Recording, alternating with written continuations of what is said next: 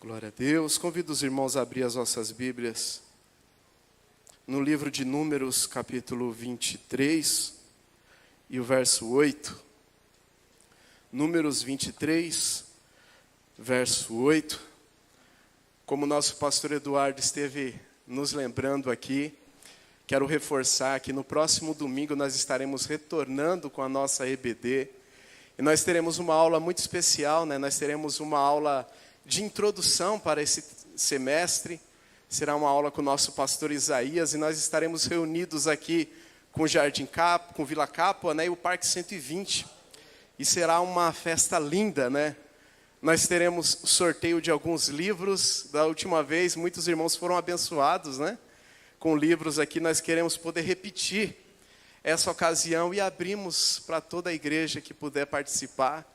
Como de costume, às 8 horas da manhã, consagração, 8h30, um café da manhã, e às 9 em ponto, com a graça de Deus, estaremos iniciando nossa aula, amém?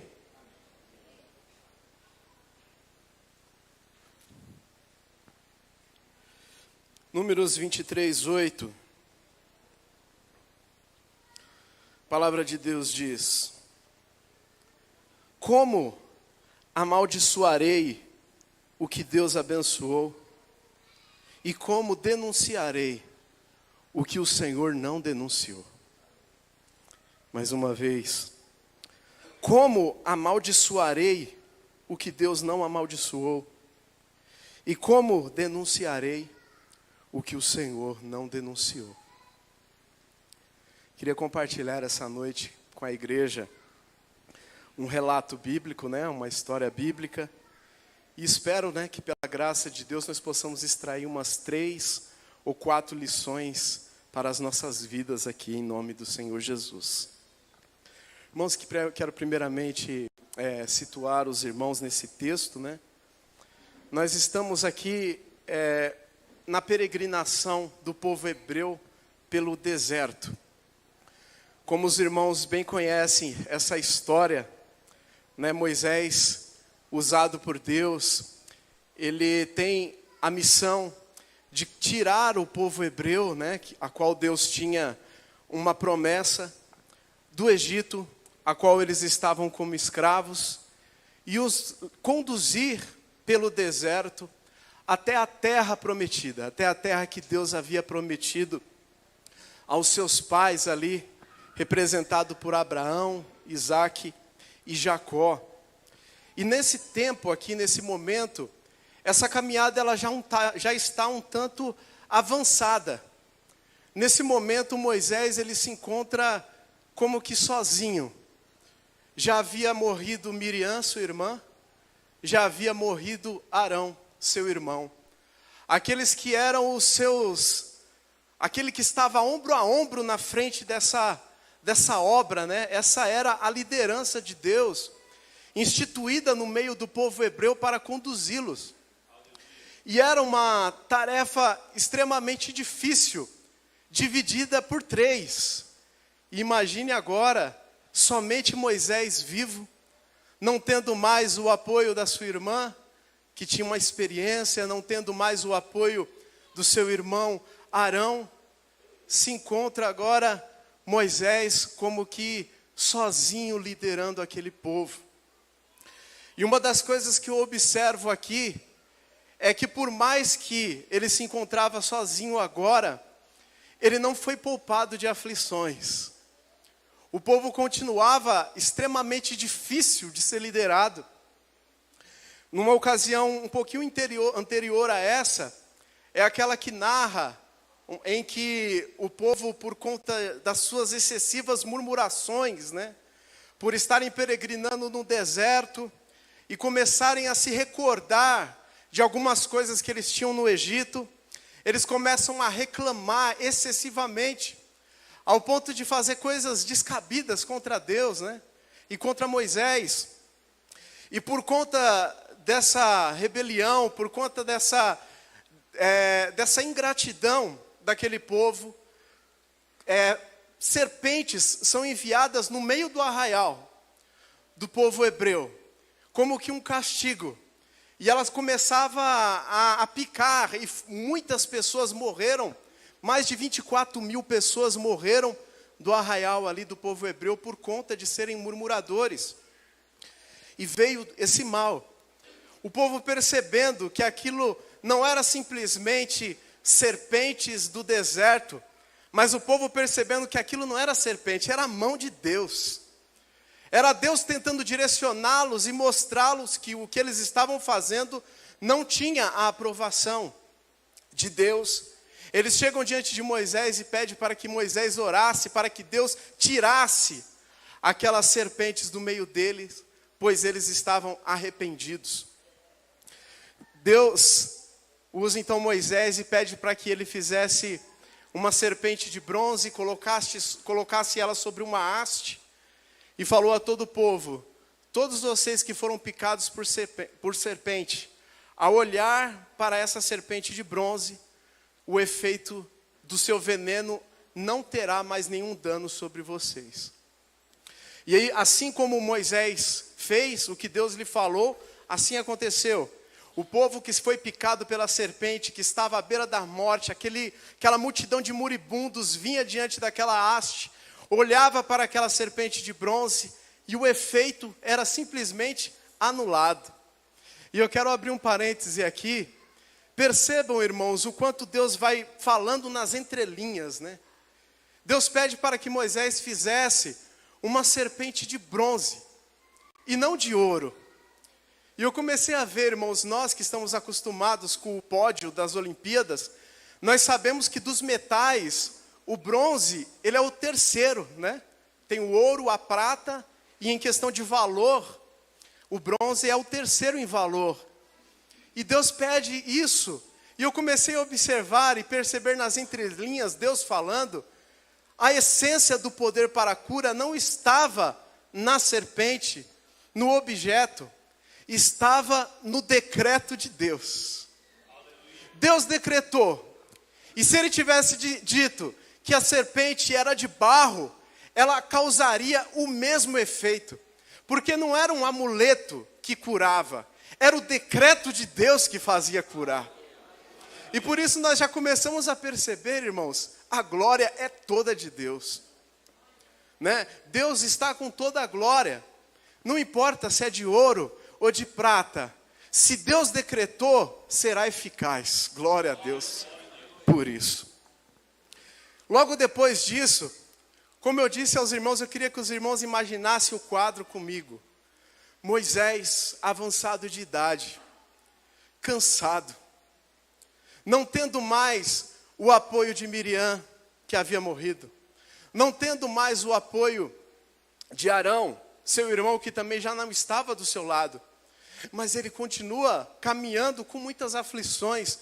Eu pude ver, irmãos, se tem uma coisa que é certa sobre nós nessa terra, é que neste mundo tereis aflições. E eu percebi que nós nunca estaremos aposentados disso aqui. Nós nunca nos encontraremos em uma posição nessa terra em que Deus me aposentou das aflições. Já fui afligido o suficiente e agora não irei mais. Pelo que a gente percebe nos relatos bíblicos, não é assim. Os homens, eles seguem sendo afligidos até o último dia de suas vidas. Mas eu me lembro de uma palavra gloriosa do nosso Senhor Jesus Cristo, que ele diz assim: eu digo isso para que em mim tenhais paz. Neste mundo tereis aflições, mas tende bom ânimo. Eu venci o mundo. Olha o que Jesus está dizendo no começo: em mim tenhais paz. Não esperem ter paz no mundo. Porque se vocês quiserem gozar de alguma paz, vocês só poderão gozar se for em mim, diz o Senhor Jesus. Por isso, se você procura paz para a sua vida, eu quero te apresentar o príncipe da paz, Jesus Cristo. Ele diz: se você vir a mim, tereis paz.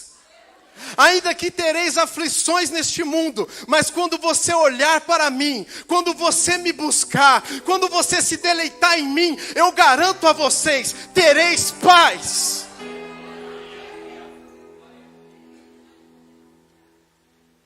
Tenho dito isso para que em mim tenhais paz. O mundo procura excessivamente ter paz nesse mundo, e eles nunca a encontrarão. Eles nunca a acharão. Mas a partir do momento que nós, irmãos, nos refugiarmos na bendita pessoa de Jesus Cristo, nós encontraremos uma paz que, segundo a palavra de Deus, ninguém vô-la tirará. Uma paz que excede o entendimento. Ela não está baseada, ela não está linkada com nada aqui nessa terra que poderia ser uma razão para se ter paz. Pode estar passando por aflições, mas em Cristo eu gosto de uma paz que os homens mais abastados dessa terra não podem saber o que é isso. Ela é imensurável. E assim continuava, vamos continuar na história. O povo estava peregrinando um tanto avançado, como eu disse, o povo hebreu. E eles estavam próximo ali da terra prometida, de Canaã. Já haviam se passado alguns anos. E o povo, olha só que terrível, eles tinham como aflições na sua caminhada, não era simplesmente o clima do deserto. Calor excessivo, frio excessivo, não poder plantar, não poder colher, não poder ter um rebanho que pudesse pastar. Eles estavam no meio do deserto. E essa multidão era formada por velhos, mulheres grávidas, crianças de colo, jovens. Então imagine que somente o fato de se estar no deserto já se constituía um ambiente hostil. Como se não bastasse, pois Deus dava o escape, né? Uma nuvem de dia para fazer sombra, uma coluna de fogo à noite para aquecer. E no meio desses escapes, e como se não bastasse um ambiente hostil e essas aflições que são naturais de uma peregrinação no deserto, eles também tinham que se deparar com inimigos no meio do caminho. Eles estavam caminhando rumo a Canaã, e por vários momentos eles tinham que passar por dentro de terras inimigas. E nós vemos em algumas ocasiões Moisés mandando mensageiros, como por exemplo a Edom, dizendo: permita-nos passar pela sua terra, nós não iremos beber água, não iremos usar o campo, nós não iremos usar nada da terra de vocês. Nós não iremos nem sequer passar pelo campo, nós queremos passar pela estrada real, a estrada principal. E se por acaso precisarmos dar de beber a alguém, ou ao nosso gado, ou a alguma pessoa, eu te pagarei esse valor. Nos permite passar em paz no meio de vocês? E a resposta de Edom era: não permito. Se vocês quiserem passar pela nossa terra, vocês irão ter que pelejar conosco. E o povo, como eu disse, vinha, olha quantas aflições, vinha no clima do deserto. E no meio desse clima, o povo que saiu do Egito não era um exército, eram escravos. Não eram homens que sabiam manusear a lança, a espada e o escudo. Eram homens que sabiam manusear a enxada, a pá e esses tipos de instrumentos.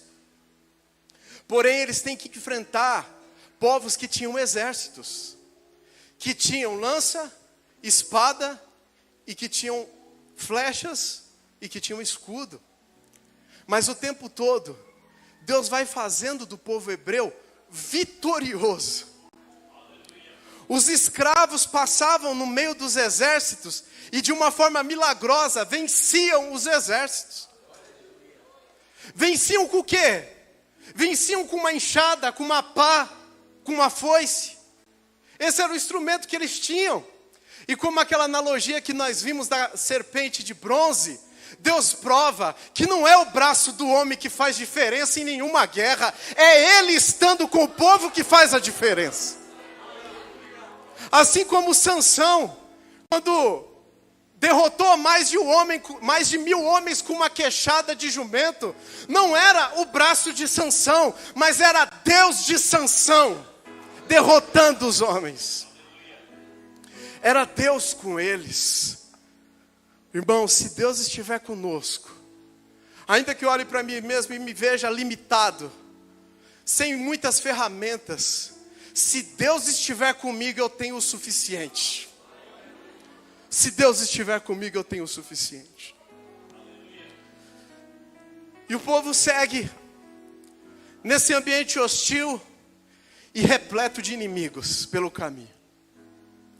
Chega um determinado momento em que o próximo povo que estava diante deles eram os moabitas. E o rei de Moabe, o nome dele era Balaque, ele vê o povo hebreu se aproximando, e ele sabia, ele irá passar pelo meio de nós. E ele conhecia a história do povo hebreu. Ele viu a história, ele falou assim, esse povo é um povo que não tem outra explicação, Deus é com eles. Porque eles venceram os egípcios, eles atravessaram o mar, eles venceram todos os inimigos que se opunham a eles, e eles seguiam caminhando no meio do deserto, vencendo o calor, vencendo o frio, vencendo as pragas, vencendo tudo que se lhe opunha. E do jeito que eu estou vendo, diz Balaque, rei dos Moabitas, se ele passar por nós, nos vencerá também. Então ele pega e fala assim, bem, ele vai direto na raiz, né, da situação. Ele fala, se o que dá vitória a esse povo é Deus, então eu preciso arrumar um jeito de não os derrotar com o braço, mas de fazer com que Deus os abandone. Então ele tem o conhecimento de um profeta no meio deles, que se chamava Balaão. E esse profeta, ele era muito afamado.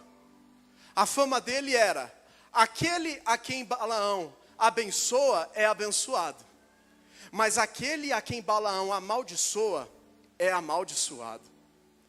Então Balaque pensou, se Balaão conseguir amaldiçoar o povo hebreu, então eu conseguirei derrotá-los. Porque não é o braço deles, eu percebo, é Deus com eles. Se Deus não for com eles, não passarão de escravos tentando guerrear. Muito inteligente da parte dele. Então ele pega, manda mensageiros a Balaão, com presentes, para que pagassem, né, o encantamento. E se achegasse até Balaão e dissesse, eu te peço, né, depois de contar a história, que você amaldiçoe os hebreus. Balaão, ele fala assim para os mensageiros, passai a noite aqui, no nosso meio, que eu irei consultar a Deus, e aquilo que Deus me disser, eu direi a vocês. O texto que a gente leu, é como que uma resposta de Deus. Nós lemos, como amaldiçoarei o que Deus não amaldiçoou? E como denunciarei o que o Senhor não denunciou? A palavra de Deus vem a Balaão e diz assim, Balaão, quem são estes que vieste a ti? Todas as vezes que Deus faz uma pergunta, irmãos, ela tem um tom de retórica, porque nós sabemos que Deus não carece de ter nenhuma informação de nós. Ele sabe de todas as coisas. Ele bem sabia quem era Balaque, ele bem sabia quem eram os seus mensageiros, mas quando ele faz essa pergunta a Balaão, é como se ele quisesse que Balaão puxasse na memória a história. Balaão, quem é que veio até você? E Balaão conta toda a história como se Deus não soubesse. Ah, Senhor, esses aqui são mensageiros de Balaque, rei de Moabe. Eles temem que o povo hebreu passe no meio deles e os destrua, e me pediu para que os amaldiçoasse, para que não pudessem ser vencidos pelo povo moabita, ser vencidos pelos hebreus. É como se Deus falasse assim, ah, entendi, Balaão. Farás o seguinte, você não irá com eles, e você não amaldiçoará o povo, porque ele é bendito. Essa foi a simples resposta de Deus para Balaão. Porém, Balaão, irmãos, era um profeta com certas sérias inclinações a fazer uma coisa que Deus não aprovava. Ele quis insistir com aquilo que Deus já havia dito. E os homens começaram a forçar Balaão e falar assim, ó, Balaão, nós te enviaremos mais presentes, nós te recompensaremos, mas consulte a Deus mais uma vez. Ah, meus irmãos, não havia necessidade. Deus já havia dito. Porém, a inclinação de Balaão era uma inclinação que nós conhecemos na palavra de Deus como Deus prefere obediência do que sacrifício. Sabe o que Balaão fez? Ele disse a Balaque, faça 7 altares, e sobre esses 7 altares ofereça 7 novilhos. Vamos fazer um culto a Deus. Vamos fazer uma oferta, quem sabe com o nosso sacrifício, Deus não se agradará. Mas, meus irmãos, Deus prefere obediência, meus irmãos. Não adianta desobedecer e depois falar, eu vou fazer um culto, meu Deus. Não adianta desobedecer e depois falar, Senhor, eu irei fazer ações de graças depois, eu irei fazer um jejum depois. Não adianta, meus caros irmãos. Se Deus disse, o prazer dele não está no seu sacrifício, meu querido. O prazer dele não está na sua oferta. O prazer dele está em um coração que obedece. Um coração que olha para a vontade de Deus e simplesmente a aceita.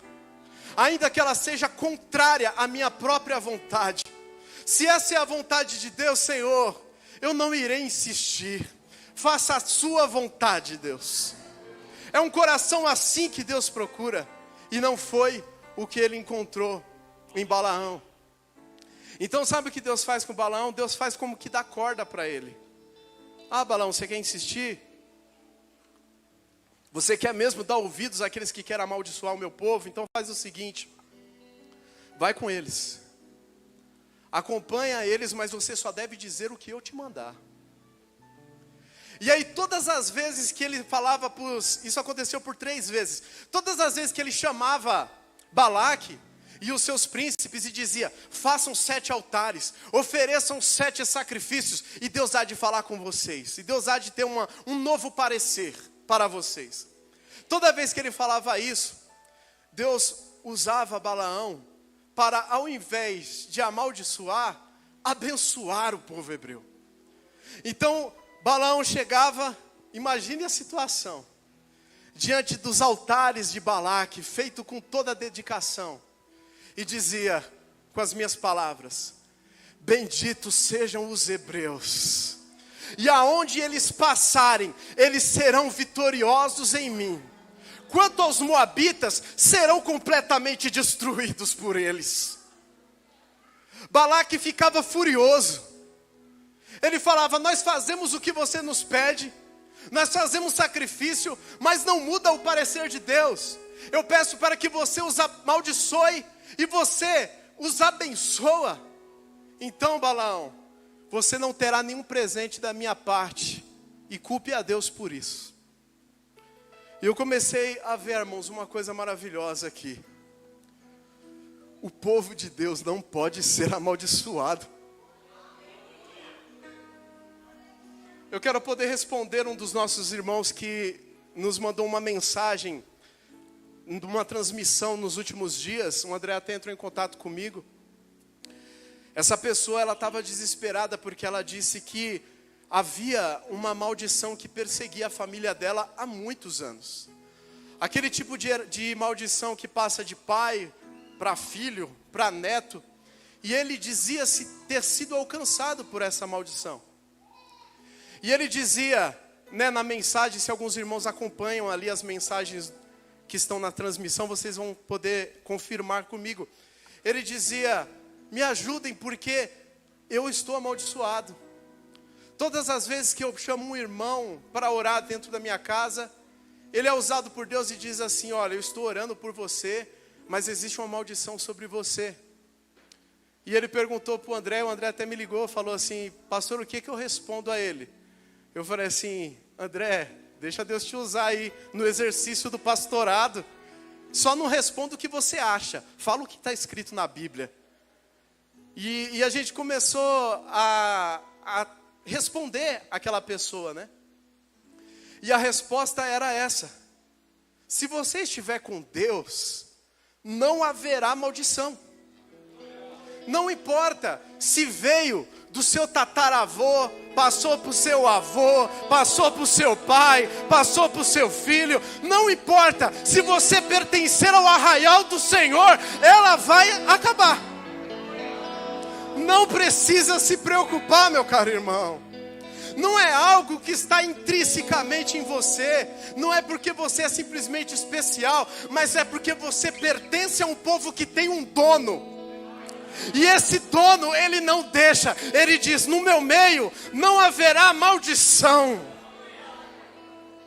Ele diz assim, no versículo 12 do versículo 22.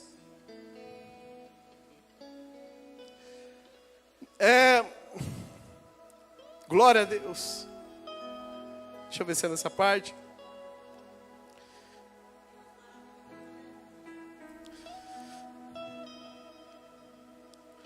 Glória a Deus, me fugiu o texto, mas ele diz exatamente assim: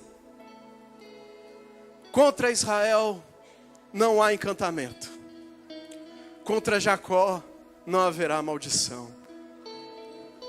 E eu comecei, irmãos, a me maravilhar, num sentimento de gratidão muito grande.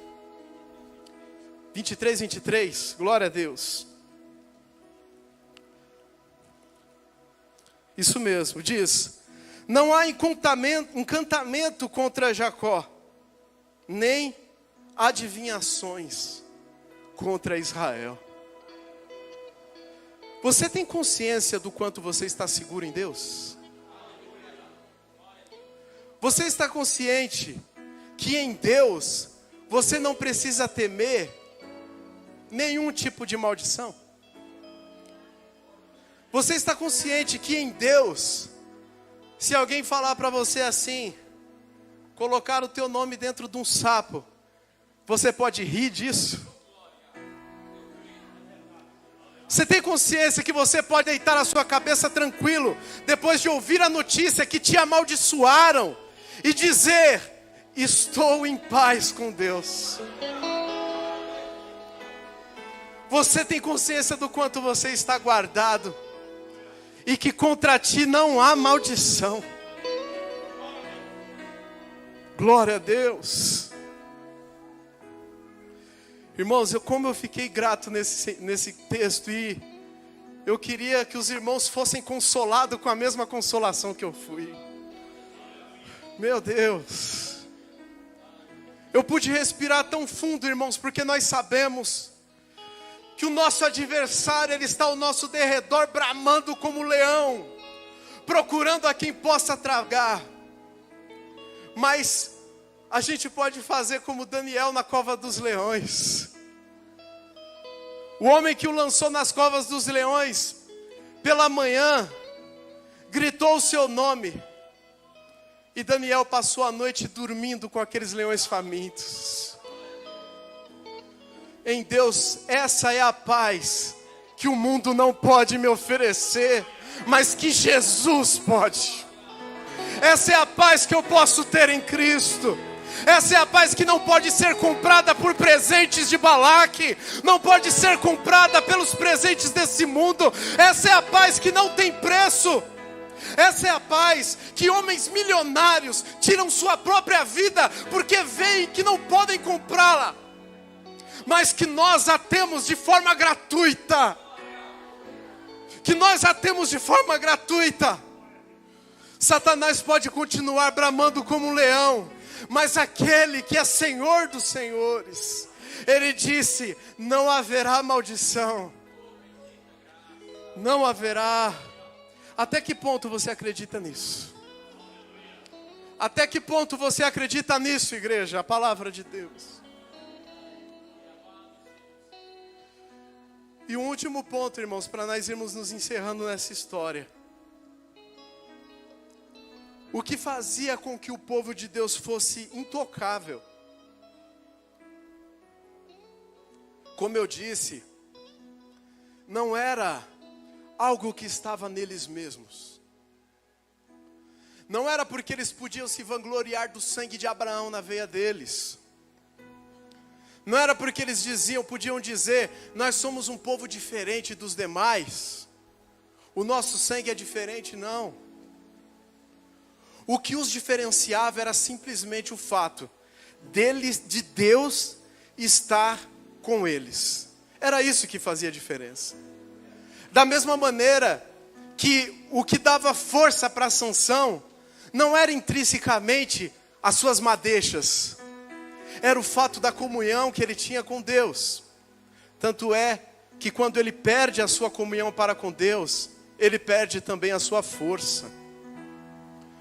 Hoje nós estamos, irmãos, em um culto de Santa Ceia.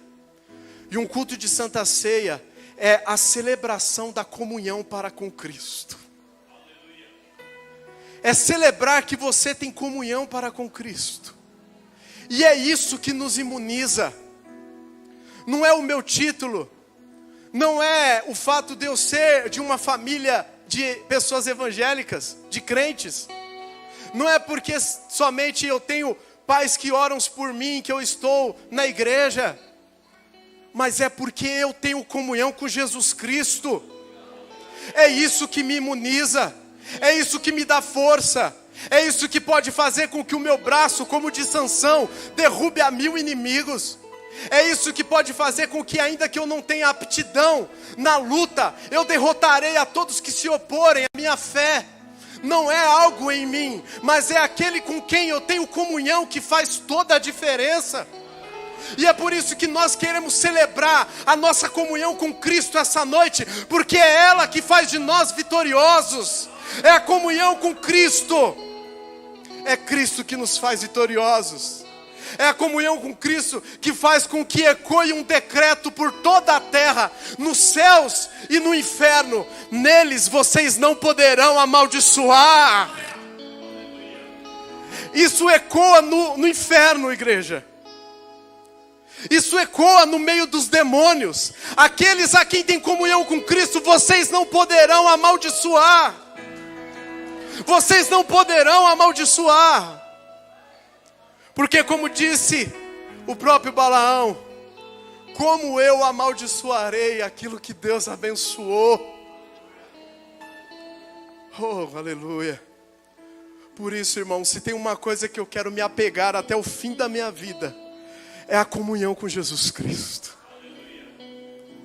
A gente pode perder muitas coisas no meio da caminhada, mas eu te rogo, não perda a sua comunhão com Jesus. Não perda, para que você não esteja entregue à própria sorte. Não perda a sua comunhão com Jesus Cristo. Lute para que ela continue junto. Olhe para o seu relacionamento com Jesus e fale, está aí um amigo que eu não abro mão. Está aí uma pessoa que eu nunca deixarei de andar lado a lado, não me deixe. Olhe para Jesus Cristo e fale, Jesus, pode acontecer conosco o que aconteceu com Moisés, de perder muitos amigos, inclusive para a morte. Mas Moisés, ele não perdia de vista que, embora havia morrido Miriam e Arão, Deus não havia morrido. E Deus não haveria de morrer. Deus continuaria com ele. E por mais que ele pudesse olhar e dizer, como ele disse no começo, ah, Deus, eu não sei falar. Me dê Arão para falar por mim. Ainda no momento em que Arão lhe faltou, Deus estava com ele e ele continuou. Pode nos faltar muitas pessoas que nós enxergamos como imprescindíveis, mas só quem é imprescindível de fato é Jesus Cristo. Só Jesus de fato é imprescindível. Portanto, celebremos essa comunhão essa noite. Você pode aplaudir ao Senhor?